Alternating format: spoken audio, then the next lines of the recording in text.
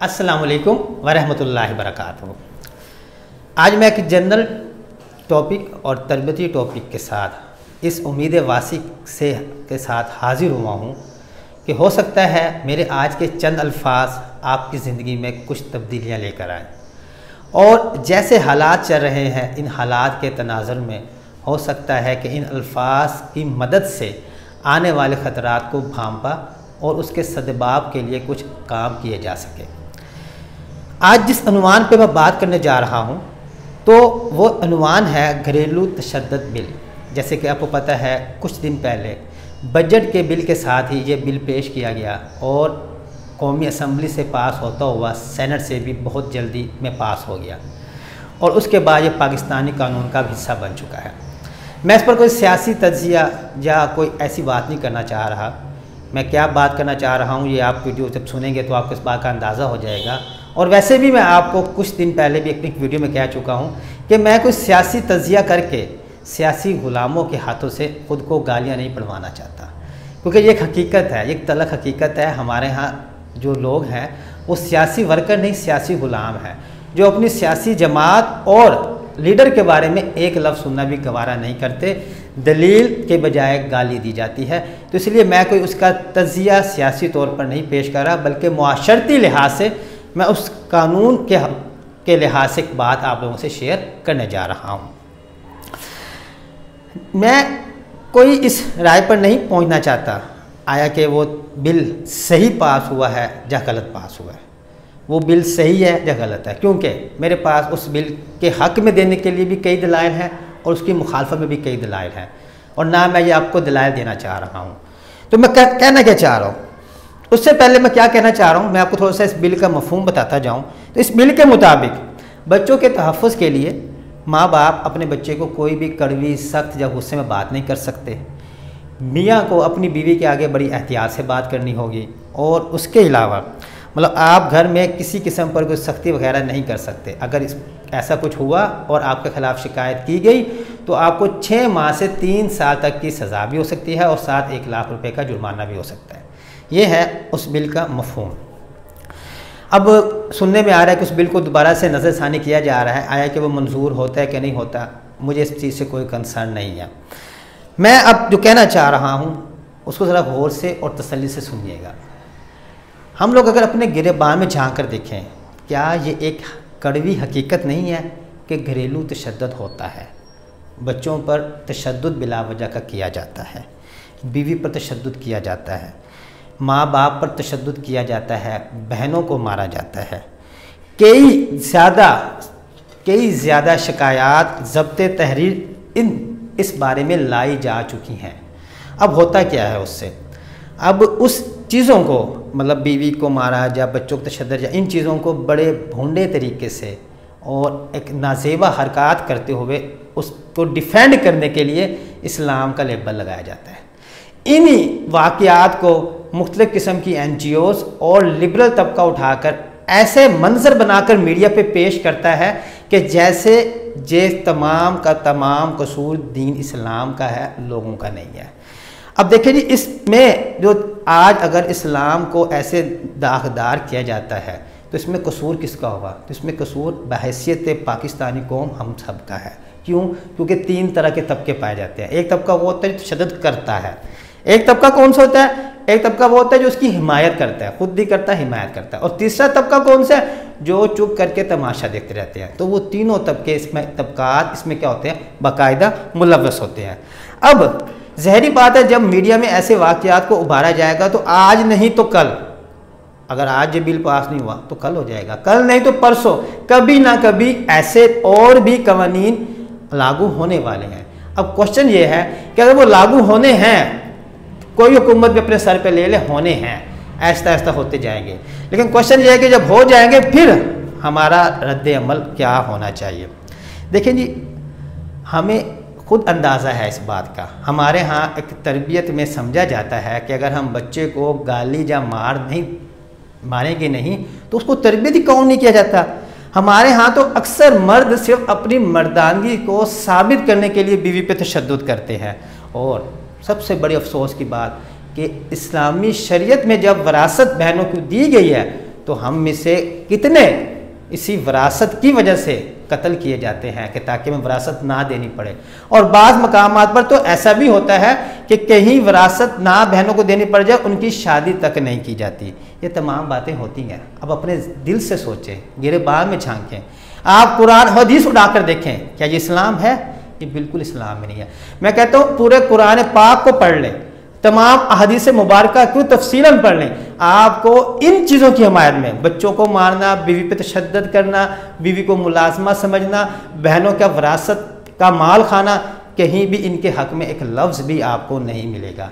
लेकिन हम लोगों ने क्या किया हुआ है, उस वक्त इस्लाम को भूलकर और इस्लाम की ही नाम पर कुछ ऐसे गंदे कॉन्सेप्ट बना लेते हैं, जिससे क्या होता है, हमारा नौजवान तबका उसी चीज़ों को जो हमने इस्लाम को तब्दील करके दिया होता है उसको वो दिखाना शुरू समझता है, वो समझता है यही इस्लाम है। उससे क्या होता है, वो नौजवान तबका जो पहले ही कई वजूहात की वजह से दीन से बेजार फिर रहा होता है, उसको लगता है कि ये इस्लाम ही ऐसा है, दीन ही ऐसा है, मज़हब ही ऐसा, तो वो क्या करता है, उस दीन से आहिस्ता आहिस्ता मुतनफ़र होता होता बेदीन बन जाता है।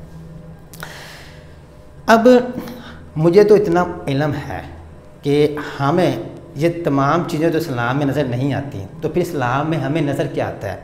इस्लाम में तो मुझे बच्चों से शफ़क़त का दर्स मिलता है। इस्लाम से तो मुझे पता लगता है कि अपनी बीवियों के साथ मोहब्बत से रहो।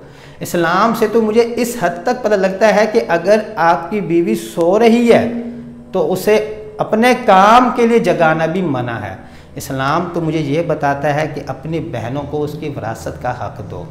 तो जब इस्लाम ये है तो फिर हम ये काम जो इस्लामी जमहूरिया पाकिस्तान और बहैसियत तमाम कौम के मुसलमान होने के ये वाक़यात तशद्दुद के क्यों होते हैं, सवाल तो ज़हन में उजागर होता है। फिर अगर ये इस्लाम सही तरह से यहाँ पर लागू है, मैं मुसलमान हूँ, मुझे इन बातों का इल्म है, तो फिर क्यों मैं तशद्दुद की तरफ जाता हूँ? ये एक क्वेश्चन है। इस क्वेश्चन का आंसर आपको खुद सोचना होगा। बहरहाल दूसरी बात, अब दूसरी बात जो करने जा रहा हूँ, ये तो पहली बात हो गई कि हमारे पास जो गलत है उसे गलत ही कहा जाए। आप उसे कभी भी इस्लाम का लेबल लगाकर जो दूसरे चीज़ का लेबल लगाकर उसे अच्छा बनाने की कभी कोशिश ना करें। आप जिस चीज़ को जितना दबाने की कोशिश करेंगे, ये हकीकत है, वो चीज़ उतनी ऊपर के सामने आएगी। इसलिए खुदारा अपने हालात व वाक़यात पर देखते हुए, अपने हालात व वाक़यात को देखते हुए अपने ही हाल पर रहम करें और ऐसे ही झूठे मूठे इस्लाम पे हर चीज़ का नाम लगाना बंद कर दें। दूसरी बात, अब लेट्स सपोज ये बिल अब तो कानून का हिस्सा बन गया है, जैसे कि कुछ खबरें आ रही हैं कि इसको दोबारा से इस्लामी नज़रियाती कौंसिल की तरफ भेजा गया है रिव्यू के लिए। लेट्स सपोज रिव्यू हो भी जाता है, तो मैंने जैसे पहले भी जिक्र किया है, आज नहीं तो कल, कल नहीं तो परसों, कुछ दिनों तक ये ऐसे बिल भी और कई इस जैसे और भी बिल पाकिस्तानी अवाम पर लागू होने वाले हैं। इसमें कोई शक वाली बात नहीं है, क्योंकि आप खुद देख लें कई ऐसी चीज़ें हैं जो हम नहीं चाह रहे होते, लेकिन फिर भी हमारे मुआशरे में एग्जिस्ट कर रही हैं, इन्होंने भी एग्जिस्ट करना है। बहरहाल अब अगर ऐसे बिल या ऐसी चीज़ें जो हम नहीं चाह रहे, जो हमें लगता है हमारे नुकसानदेह हैं, आ जाएं, तो फिर हमें क्या करना चाहिए, ये क्वेश्चन है। मतलब अगर ये बिल पास हो के अब लागू हो चुका है, तो अब मेरा रवैया क्या होना चाहिए? तो इसका सिंपल सा आंसर है, मेरा रवैया मुकम्मल इंसानों वाला और मुसलमानों वाला होना चाहिए।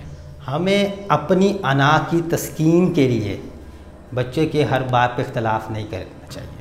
आप अपने बच्चों से मोहब्बत से पेश आएँ, उसको समझाएं, उसको आप उसकी तरबियत करें, उसके अंदर खुश अखलाक़ी पैदा करें, उसके अंदर असली इस्लामी इक़दार को भर दें।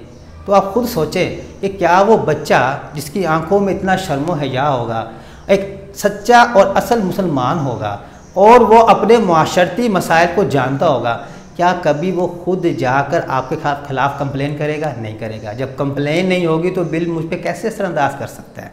इसी तरह आप माँ बाप के साथ रवैया अच्छा कर लें, तो क्या आपके माँ बाप आपके खिलाफ शिकायत करेंगे? कभी नहीं करेंगे। आप अपनी बीवी को एक अच्छे तरीके से रखना शुरू कर दें, उसके साथ मोहब्बत से पेश आए, उसको मुलाजमा ना समझें, दिन रात उस पर तंज ना करें, उसको बोझ समझकर उस पर तशद्दुद ना करें। आपका रवैया ऐसा हो जैसे कि हमें रसूल पाक सल्लल्लाहु अलैहि वसल्लम की ज़िंदगी से मिलता है, तो क्या वो बीवी कभी जाकर अपने मर्द के ख़िलाफ़, अपने हस्बैंड के ख़िलाफ़ कंप्लेन करेगी? कभी नहीं करेगी। जब वो कंप्लेन नहीं करेगी तो क्या फिर आपको इस बिल ने क्या नुकसान दिया? इसी तरह अगर मैं अपनी बहनों को, हम अपनी बहनों को उनका हक दे देते हैं विरासती तौर पे, हम उन पर बेजा सख्ती नहीं करते, हम उनको जलीलो ख्वार नहीं करते, तो हमारी जब बहनों की तरबियत ही ऐसी होगी कि उनकी आंखों में शर्म व हया होगा और वो हम उनको उनका हक जो इस्लामी शरई हक बनता होगा वो दे चुके होंगे, तो वो किस बात की जाकर कंप्लेन करेगी? कभी भी नहीं करेगी। आप इस बिल से ये पॉजिटिव बात लें कि क्या हमें अपने रवैये इतने अच्छे कर लेने चाहिए। अब वक्त है हम अपनी बच्चों की तरबियत इतनी अच्छी कर लें कि हमें ये ऐसे बिल और इस जैसी कई चीज़ें जो अनकरीब आने वाली हैं वो हमें नुकसान ही ना दे सकें। आपको मैं एक सिंपल सी एग्जांपल देखता हूँ। देखें जी, आपके पास इस टाइम मोबाइल टेक्नोलॉजी हर किसी के पास है और हर किसी के पास नेट तक असेसमेंट बहुत आसान हो चुकी है। इंतहा किस्म की गंदी चीज़ें वहाँ पड़ी हैं, फहाशी पड़ी है, लेकिन क्या हमारी पूरी नस्ल ख़राब होगी? नहीं हुई। वही ख़राब हुए जिनमें थोड़ा सा एक शौक़ होता है, जिनको शैतान ने काबू करना आसान होता है, जिनकी तरबियत में कमी होती है, बाकी तो नहीं हुए ना, नहीं असर पड़ा। आप अपने मीडिया इंडस्ट्री देख लें, मीडिया इंडस्ट्री आपका दिन रात फहाशी दिखा रहा होता है। वो तो यही चाहता है कि फहाशी दिखाए, उससे क्या है, उसकी रेटिंग बढ़ती है, उसको तो पैसों से मतलब है, उसको इस बात का कंसर्न नहीं है कि तरबियत कैसी होती है, उसको इस बात से कंसर्न नहीं है कि वो घटिया म्यार के ड्रामे दिखा दिखा के हमारे बच्चों और बच्चियों की जो ज़हन ख़राब कर रहा है, उसे कंसर्न नहीं है, उसे कंसर्न है जस्ट रेटिंग से और पैसों से। लेकिन खुशी की बात है क्या बोला कि वो दिखाने के बावजूद भी हमारी अगर बच्चों में कोई उसका असरअंदाज होना का फीसद बना ले तो वो 30 से 40% होगा, उससे ऊपर ही जाएगा। मतलब हम इतनी कुछ चीज़ों के बावजूद खुद जहाँ सर्वाइव कर रहे हैं, हम अगर अपने बच्चों की अच्छी तरबियत कर रहे हैं तो मुझे इन चीज़ों से इतना ज़्यादा परेशान होने की ज़रूरत नहीं है। ये मेरा बेसिक इस बिल के तनाजुर में फोकस था कि बजाय हम जनाब इसको पे वावेला मचाना शुरू कर दें, ये जुल्म है, ये है, वो ठीक है। बिल मैंने पहले कहा इस बिल की मुखाफे में भी हज़ारों दलाइल है, इस बिल के हक में भी हज़ारों दलाइल दे सकता हूँ, लेकिन क्वेश्चन ये है कि दलाइल देने का फायदा क्या है? नहीं है ना, अब कानून बन गया। तो अब जब एक चीज़, पहले भी तो कई चीज़ें हमारे यहाँ ऐसी एग्जिस्ट कर रही जो हमें पसंद नहीं है, तो हम अपनी जिम्मेदारी समझते हुए हम अपने ऊपर एक कानून लागू कर लें कि जब ऐसी चीज़ें आएंगी तो हम अपने आप को और इतना अच्छा बना लूँगा, अपने बीवी के लिए, अपने बच्चों के लिए, अपनी बहन भाइयों के लिए, अपने माँ बाप के लिए, कि मुझे कभी इन जैसी बातों की कोई परवाह भी नहीं होनी चाहिए। ये हकीकत है, मैं जानता हूँ कई लोग इस बिल के तनाजुर में अपने शैतानी मकासद पूरे करने के लिए इंतहाई घटिया काम भी होंगे, कई गलत और झूठी शिकायत भी होंगी, कई जगहों पर जानबूझकर माँ बाप या भाइयों को या अपने बच्चों को जलील किया जाएगा। लेकिन ये हर कहीं नहीं होगा। जब मैं अपने बच्चों की तरबियत इस कदर आला तरीके से कर दूंगा, उसके अंदर मैं इस कदर प्यार, मोहब्बत और आला इखलाक और शर्म व हया पैदा कर दूंगा, तो उसमें कभी हिम्मत भी नहीं होगी, डर की वजह से नहीं, शर्म व हया की वजह से, कि वो जाकर मेरे खिलाफ कोई कंप्लेन करे। तो इसलिए मैं आप लोगों से रिक्वेस्ट करता हूँ, अब हमें एक कौम बनकर अपने बच्चों की तरबियत की तरफ आना चाहिए। हमें जो सही इस्लाम है उसे अब समझना चाहिए। खुदा का वास्ता है, छोड़ दे तो फ़िरकाबाजी छोड़ दे इस्लाम के गलत मीनिंग को फैलाना। जो असल इस्लाम है, जो असल दीन है, जो कुरान और हदीस में बताया गया, उस पर अमल करना शुरू कर दें, तो आप अपनी इस दुनिया को भी कामयाब बना लेंगे और अपनी आखिरत को भी कामयाब कर लेंगे। बहल जी, आज मेरा पैगाम है। इंशाल्लाह फिर कभी ऐसी वीडियो के साथ हाज़िर होऊंगा। अल्लाह से दुआ है कि अल्लाह तबारक ताला हम लोगों को ऐसे शैतानी हरबों से बचाए कि जिससे हम अपने बच्चों की तरबियत गलत कर बैठें। हमें अपने बच्चों की अच्छी और इस्लामी तरबियत देने की तौफीक अता फरमाए और हम सब के लिए आसानियाँ पैदा फरमाए। आमीन सुम आमीन। अल्लाह हाफिज़।